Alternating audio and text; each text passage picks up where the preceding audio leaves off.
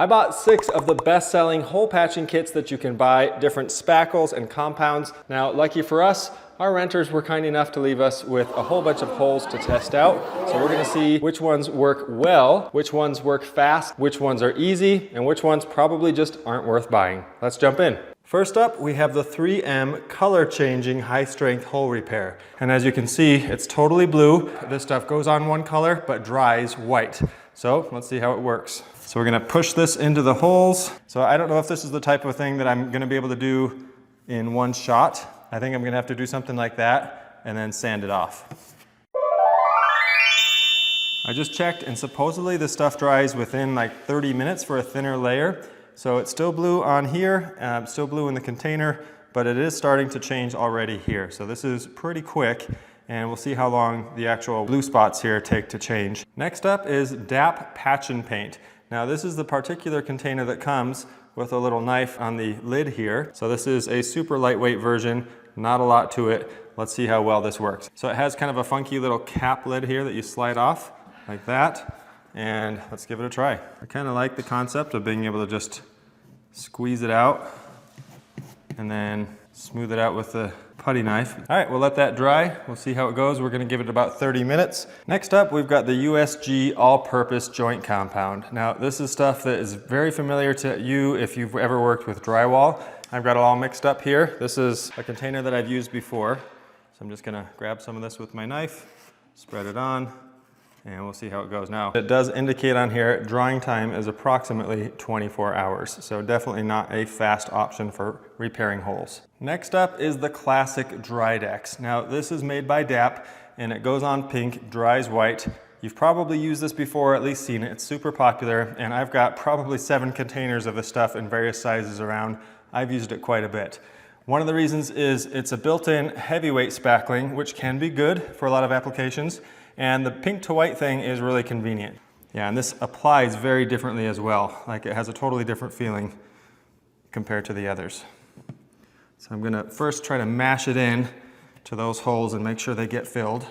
By the way, this one says it'll be ready to paint within 1 to 5 hours. I don't think it usually needs that long. In fact, you can see this one's already drying up pretty quickly, but that's what the instructions indicate. Next up, we have the 3M high strength small hole repair. And this is the all-in-one application tool. So this has a little bit of everything. So we've got the actual material itself that comes out underneath the lid here. And so we've got that right there, and it's all liquidy. I didn't expect it to be that liquidy, and it's dripping, okay. And then we've got the built-in putty knife on the end here. So just kind of a hard surface for spreading that out. And then on the lid end, we've got sandpaper right on the lid with a bit of a sponge to it, so a sponge sander. Pretty clever to put all 3 of those in one thing so that all you have to do when you're done, hopefully, is a bit of paint. And if the hole is small enough, maybe not even that. Now, I'm curious what the consistency is. Oh, this is super runny. Okay, really interesting. Maybe when they say small hole, they mean tiny hole, because this is so runny. And I'm gonna give it the benefit of the doubt. Maybe there's just some extra on the top here, so I'm gonna try to squeeze this into the holes. Fill those a little bit. Now the knife does feel extremely cheap. Okay, that feels pretty good and looks pretty good too. So I've just got a little excess there. Again, I guess I'll just have to put that in the garbage, but that actually patched over pretty nice. I'm super curious to see if we get a lot of shrinkage on that or not.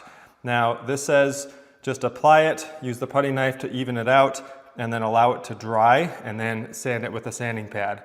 Has 0 indication of how long that's going to take, so we'll give this a little time and we'll just kind of use our finger to find out when that's ready. So this USG 5-minute easy sand, this stuff has a 5-minute working time before it starts to thicken and harden up to where it's no longer malleable at all. And I've used this stuff for patches and repairs. You have to be quick. Let's just apply some of this carefully. I'm going to try to, again, kind of push that into the holes that we've got here. Try to fill those up as best we can. I'm not going to need a whole lot more than this. Just get that right in there.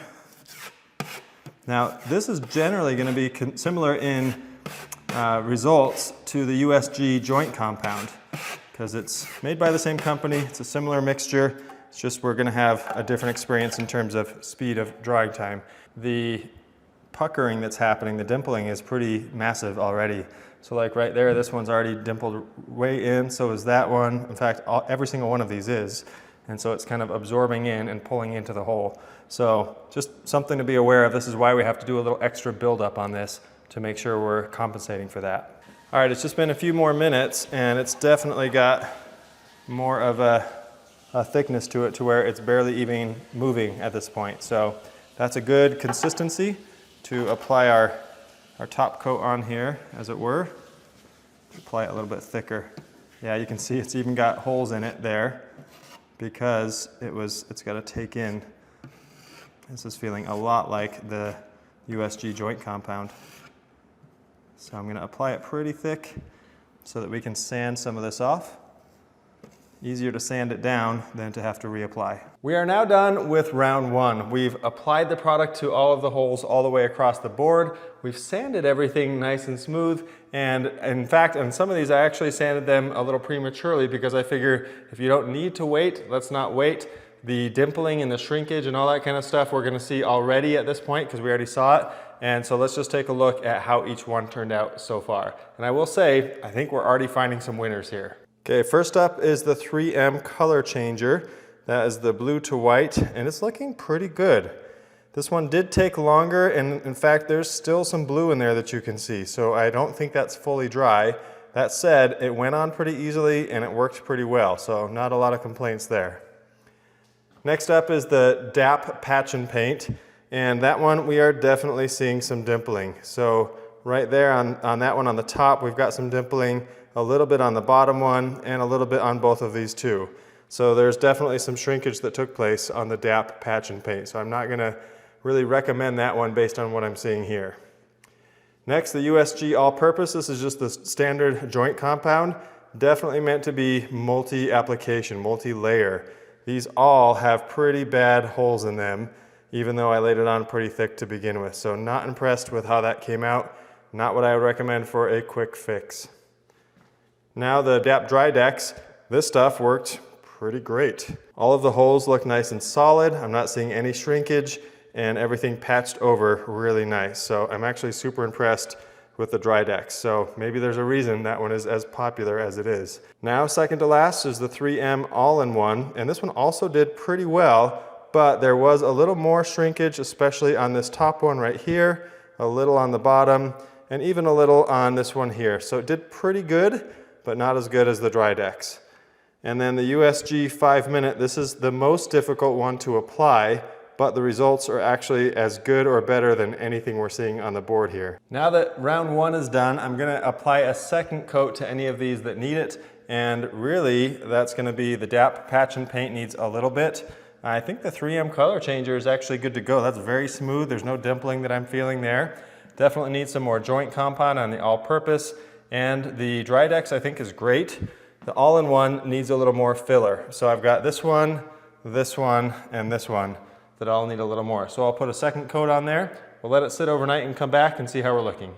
All right, it's the next day. Everything's nice and dry, and it's time to sand those three that we added a second coat to. And I'm gonna use the all-in-one little sandpaper sponge applicator on the lid here, see how that works. Let's see how everything turns out.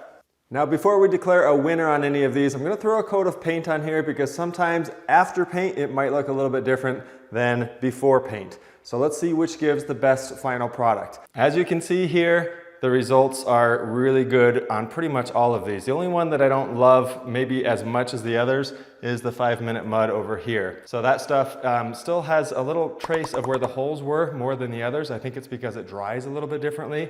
So that one wasn't my favorite, but especially if you have a larger job, that stuff is actually really good. But for small holes like this, there's one clear winner, and it's the pink to white DryDex. This stuff worked great.